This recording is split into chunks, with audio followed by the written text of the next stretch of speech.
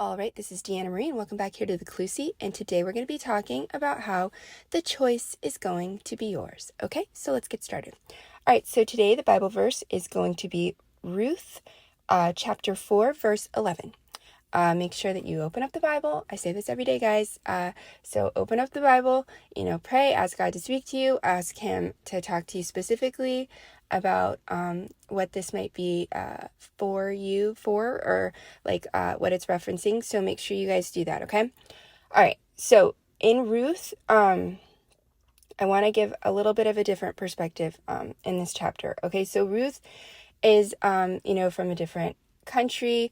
Her husband dies, and so she leaves with her mother-in-law, goes back to her mother-in-law's homeland, leaves her family and everything behind to go take care of her mother-in-law. They have no money. They're basically begging in Boaz's backyard, like in his fields. And, it's gotten to the point where the mother-in-law is like, hey, I got to find a house for you. This isn't good that you're just like, you have a life to live, basically. And so she goes and basically presents herself to Boaz, and he's very impressed with her, right? He didn't even think he stood a chance with her after the first meeting. He was, probably just mystified that this woman he had a shot with her, right? And so now in this part of the chapter in Ruth or whatever, there's two men that have the opportunity to marry this girl, okay? Two men. And this is what I want you guys to look at. Okay, she is the blessing, because what these men don't realize is on the inside of her, she's carrying the future kings of Israel, right? She's going to have Jesse and then David. David's going to be, the one of the best kings that Israel's going to have, right? That's what she's carrying. That blessing is on the inside, but God concealed that blessing. And on the outside, she looks kind of broke down. She doesn't have a lot of money. Her and her mother-in-law basically have this property that they can't keep up because there's no man of the house or anything like that. And so on the outside, it doesn't look pretty at all. It looks like a big old fat problem. For most men, that's what they would see. They'd be like, oh my gosh, that's a lot. Okay? And so Boaz wants to marry her. He doesn't care, but he's going to do the right thing and give the other person an opportunity to choose if he wants to, take over the property and then acquire Ruth as his wife and stuff like that. The one guy, not Boaz, that guy looks at the outside situation and he makes a selfish decision. Instead of wanting to take care of Ruth and, the mother-in-law and everything like that, he's like, oh, I don't want to mess with my inheritance because she might, take a little bit of what's mine away from me. So I don't want to marry her. You take the property, you take everything, and you marry her, right?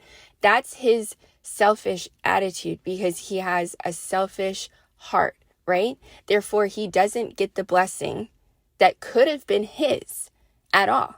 He's denied that blessing because of the selfish decision that he made. He was more worried about his inheritance and his money and his life. And he didn't have a generous heart. Therefore, he didn't receive the blessing of God. He's not in the line of the descendant line of Jesus or any of those other things. He's in the Bible as the man that rejects Ruth. Okay, so that he turned away from the blessing, right? But Boaz had the right heart. Okay, and he got the blessing because he had a kind, generous heart. He didn't look down on Ruth. He saw an opportunity to have a wife, to have a blessing in his house, to be a good husband and provide and protect for her and her family. That's what he saw. Therefore, he gets the blessing in the end. He gets the blessing in the end. He's going to be the father of the grandfather of David, right? And he would have missed that opportunity if he would have had the same selfish attitude that the first guy had. So what am I trying to say to you? Be very, very careful when somebody, I kind of think this is for marriage, but I guess it could be for, career, or it could be for something else. You use it for whatever you want. I'm just talking in terms of a marriage. like a man and, and a girl, okay?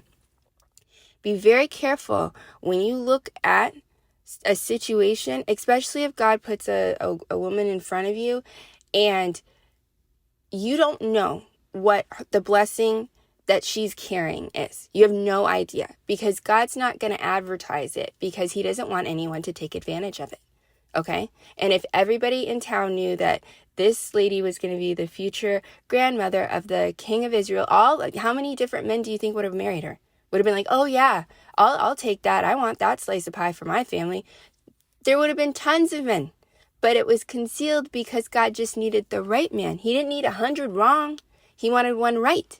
So make sure that when you're looking at a woman, you have the right heart posture to protect and provide and to take care of, because a lot of the blessings, these Proverbs 31 women, they're not out there with like the mostest. Okay, so you guys need to think about that, because that's your job as a man.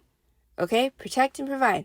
It's a heart, generosity. Okay, stop worrying about just yourself and your own inheritance. That guy looks like a fool now. Okay, so anyways, like, share, subscribe, comment as always, and I'll see you guys back here next time.